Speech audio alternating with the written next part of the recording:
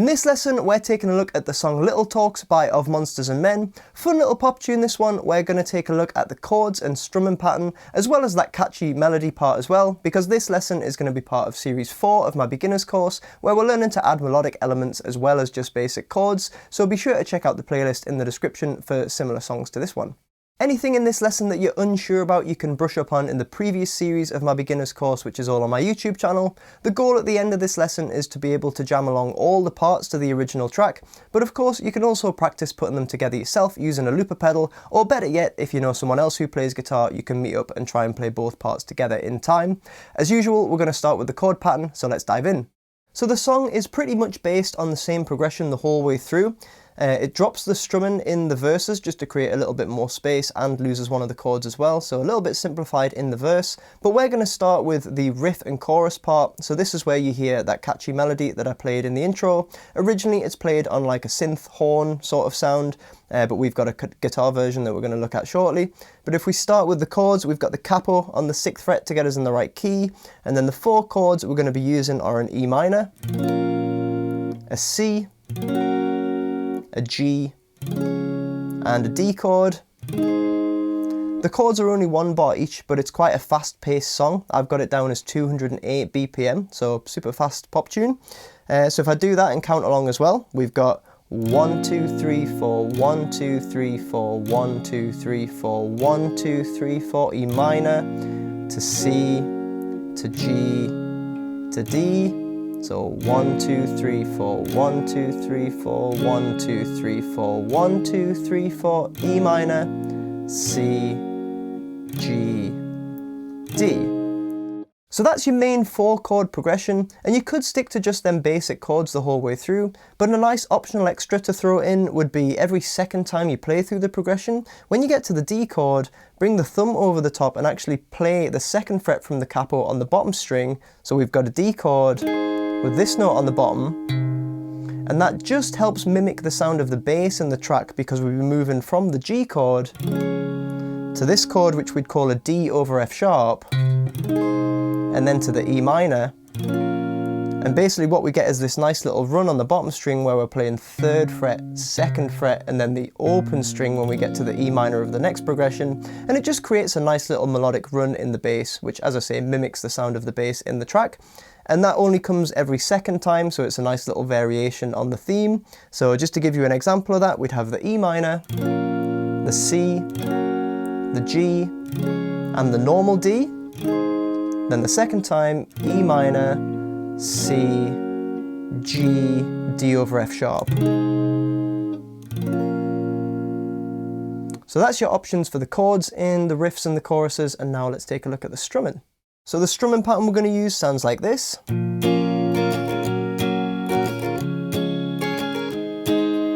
It's got a nice upbeat groove to it.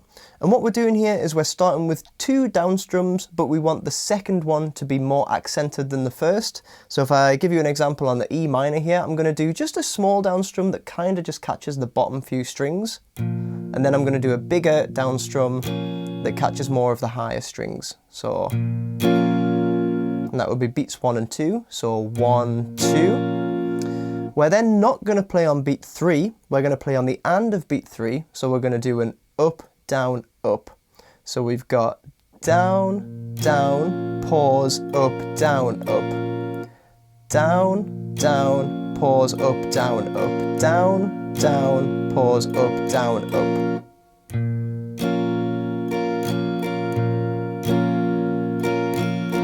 It might help you to keep the hand moving and do a silent down strum on beat 3.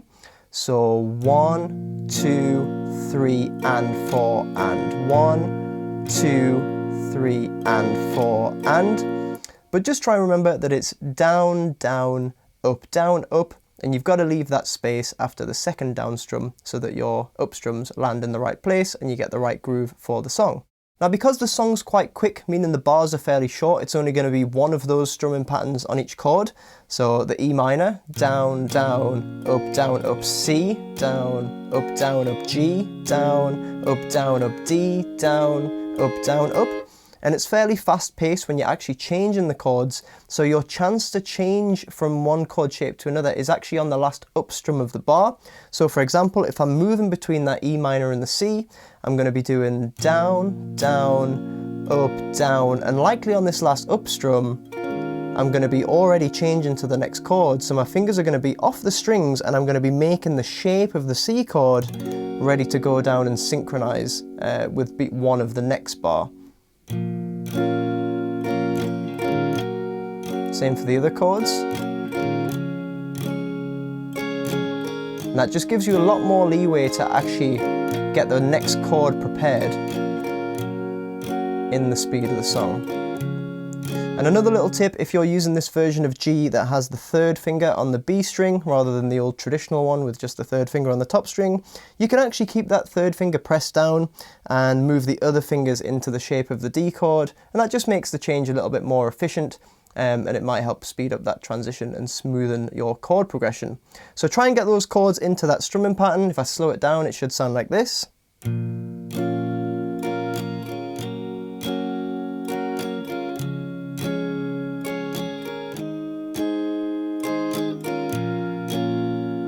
If I put the F sharp in the bass this time.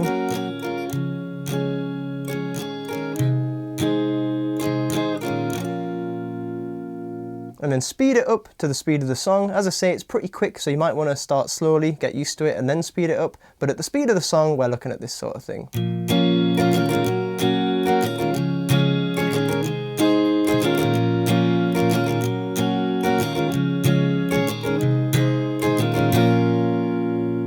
And that's your rhythm part for the riffs and choruses. And finally, we'll just take a quick look at the chords in the verse. Very similar progression. We're going to have the E minor, the C, and the G. But we're actually not going to bother with the D. We're just going to let the G ring out for 2 bars this time. So we've got 1, 2, 3, 4, 1, 2, 3, 4, 1, 2, 3, 4, 1, 2, 3, 4. Then again, E minor, C, G. So just the 3 chords on that one. If you want to be super perfectionist about it, like I normally am, the penultimate phrase of each verse does include the D chord, sorry. So the second last time you play these chords before the chorus kicks back in, you're going to be playing the E minor, C, G, and D. And then the final time, back to just the E minor, C, and G. And then you're just waiting for the chorus to start, at which point you'll bring back your strumming. And rhythm-wise, I'd just keep it super simple and stick to single strums.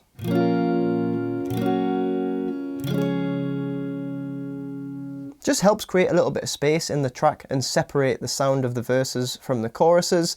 The other thing you might want to play about with, which I tried to do in the demo, is to use a tremolo effect. That's where you get that sort of stuttery sound.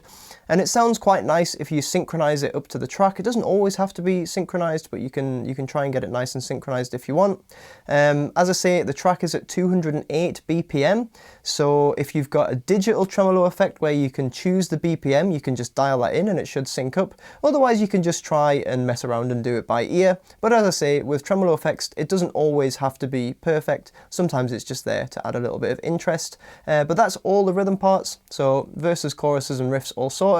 So you can strum through the whole song with those chord patterns and strumming patterns, and the only bit left to add in is that lead melody part.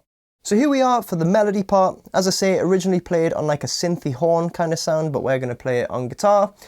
We need to lose the capo for this one, otherwise we won't be able to access all the notes that we need to play. So if you are doing it with a looper pedal, make sure you record your chords with the capo on, then take the capo off, and then play this part over the top.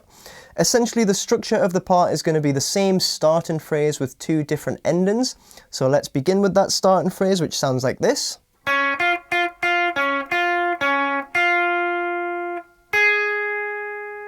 So to get started with this, we've got first finger playing 6th fret on G string, and we're then going to roll onto the B string and play 2 staccato notes followed by 1 sustained note. So put that together. Now the rolling technique is quite important in this song. We're going to be starting with the fingertip on the G string on that first note, and then rather than jumping to the next string, so this kind of sound, we're simply going to flatten it so that the underside of the finger, this kind of fleshy part underneath, presses down the fret on the B string, but the tip of the finger just touches the G string and keeps it quiet. What you don't want to end up with is the two strings barred and ringing out together. Like that, you want to keep them separate. So it should sound like this. And following that, we've got more of this rolling action.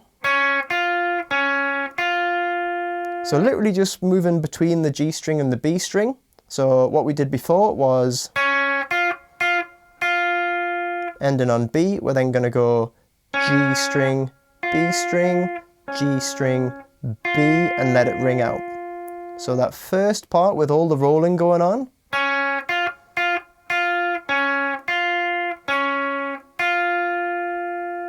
And then to end this first phrase, we're going to bring the little finger in and play the 9th fret. Or if you wanted to, you could angle the hand like a blues guitarist and use the 3rd finger to play the 9th fret. Either way, but that's the first half of your melody.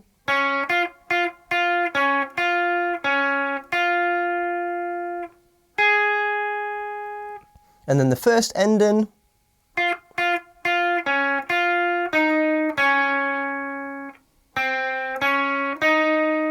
So for this one, we're going to start with that same phrase on the 6th fret of the B string with the 2 staccato notes and then a sustain note. Then we're going to roll onto the G string and then end it with the B string again. 3rd finger coming over to play the 8th fret on the G. 1st finger playing 6th fret on the G. Let that note sustain for a little bit. Then slide the 1st finger down to the 5th fret, give that note a pick. 2nd finger is going to come and play at the 6th fret, same string. And then little finger is going to finish by playing the 8th fret of the G. So that ending .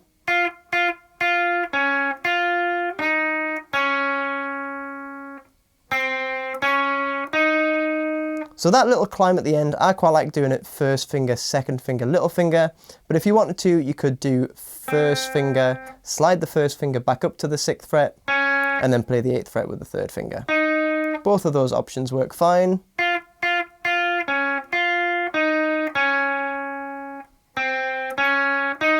Or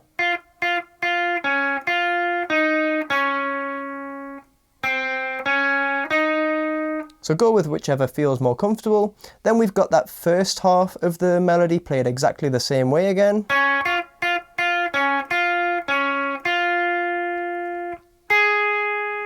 And then the second ending, which leads us into the verse.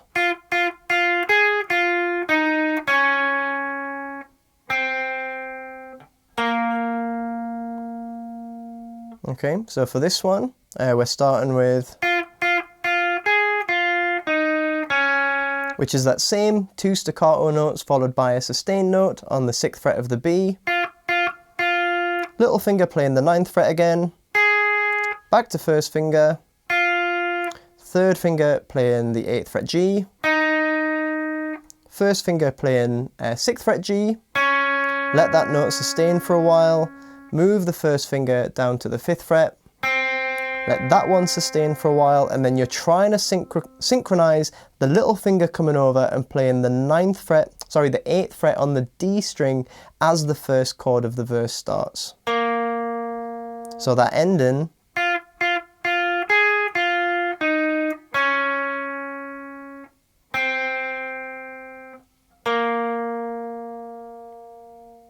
So the notes are fairly similar in both halves of the riff. So you just got to get them all in the right order, make sure you're playing them for the right amount of time. Do a lot of listening to the track so you can sort of sing the melody along in your head and feel how it works over the chord pattern. Then try playing it along with the song or with your own loop and try and get it all nice and synchronized. But here is the riff in full from the very start.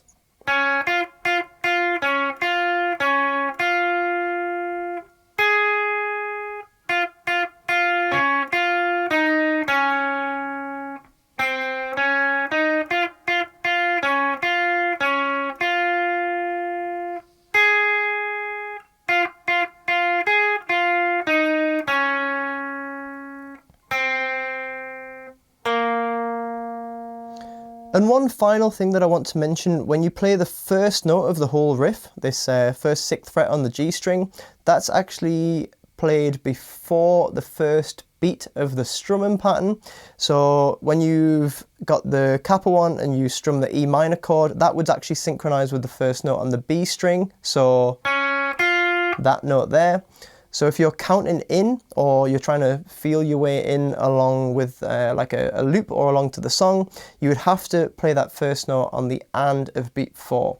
So 1 and 2 and 3 and 4 and 1.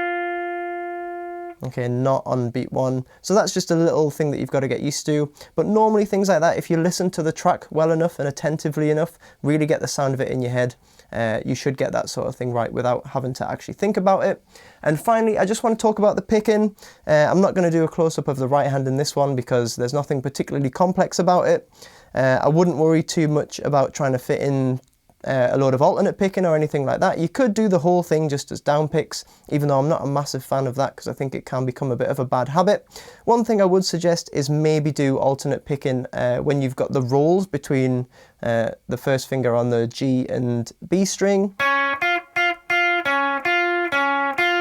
So when I'm playing those bits, either do it as up, down, or down, up. Whatever feels better for you. The differences between those two picking styles will be known as inward and outward picking. There's much more detail on that in my alternate picking lesson, so I'll pop a link to that in the video cards. But yeah, you're mainly focusing on getting the melody notes right and getting them in time with the track, and that is how you play that lead horn part. I hope you've enjoyed taking a look at this tune. It's super catchy and upbeat. I remember we played it at gigs for a while and it was quite good for getting people up and dancing and singing along.